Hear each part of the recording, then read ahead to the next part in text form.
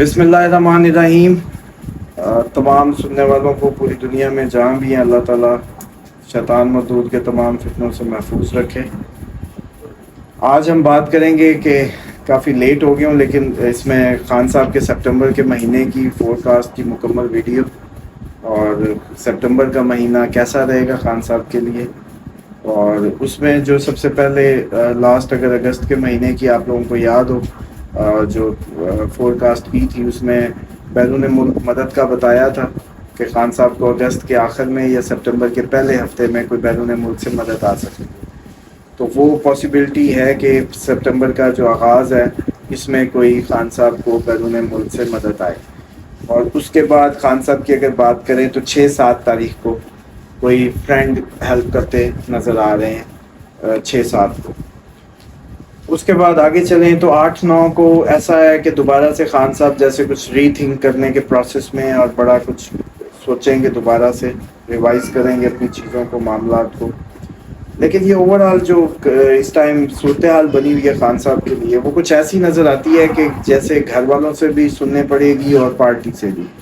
یہ سب کے سب خان صاحب پہ اس ٹائم پہ ایک پریشر بلڈ کریں گے اس مہینے میں سپٹمبر میں، جس کو خان صاحب کو برداشت کرنا پڑے گا 10 سے 20 تک، 10 سے 21 تک۔ یہ خان صاحب کا اب تک کا اس ٹرانزٹ کا سب سے ورسٹ ٹائم ہوگا جو 10 سے 20 کے درمیان ہے۔ اس میں پاسبلٹی ہے کہ وائف سے لے کے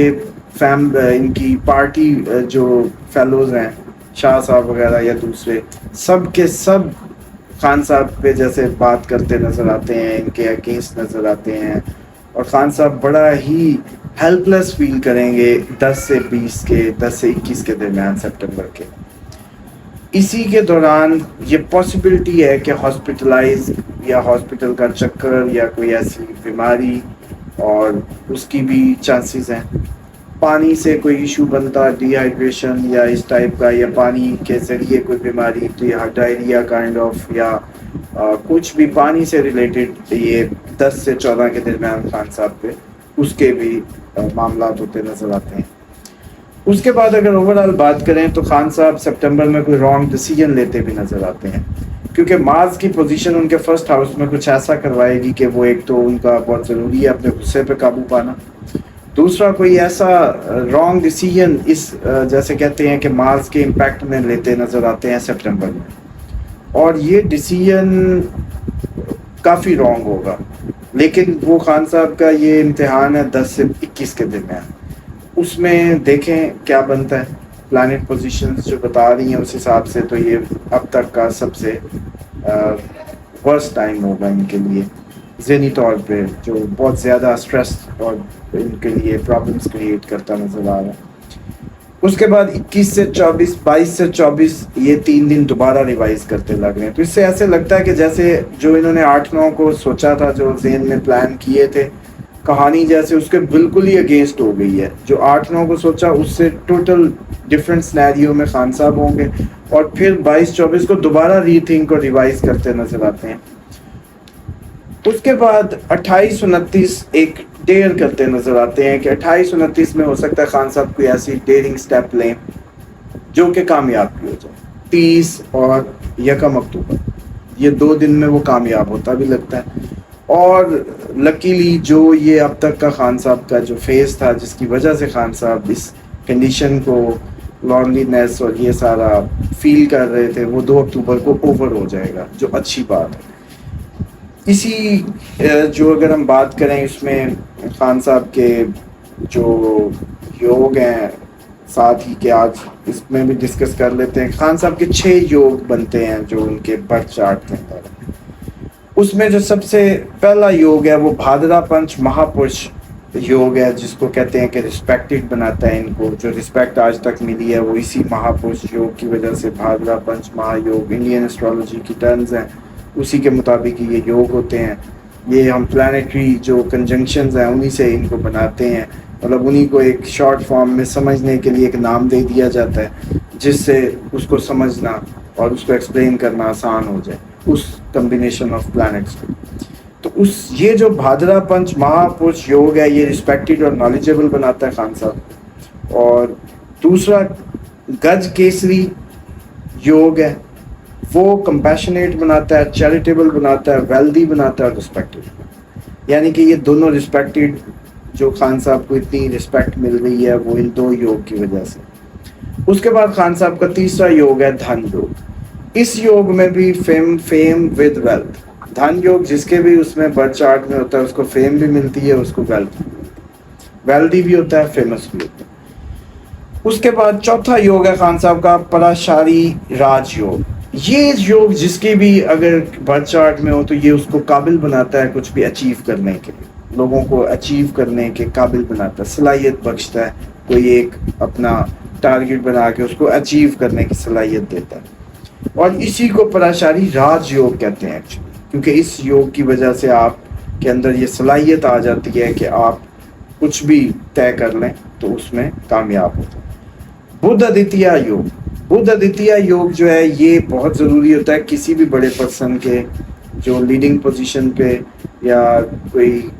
کمانڈنگ پوزیشن پہ کام کر رہے ہوں, تو بدھ آدتیہ یوگ بہت ضروری ہے کیونکہ یہ انسان کو وائز بناتا ہے اور رسپیکٹ دیتا ہے. تو رسپیکٹ یہ تیسرا یوگ بھی خان صاحب کو مل رہا ہے اس میں, جس کی وجہ سے خان صاحب کو اتنی رسپیکٹ مل رہی ہے اور ہی از وائز انف.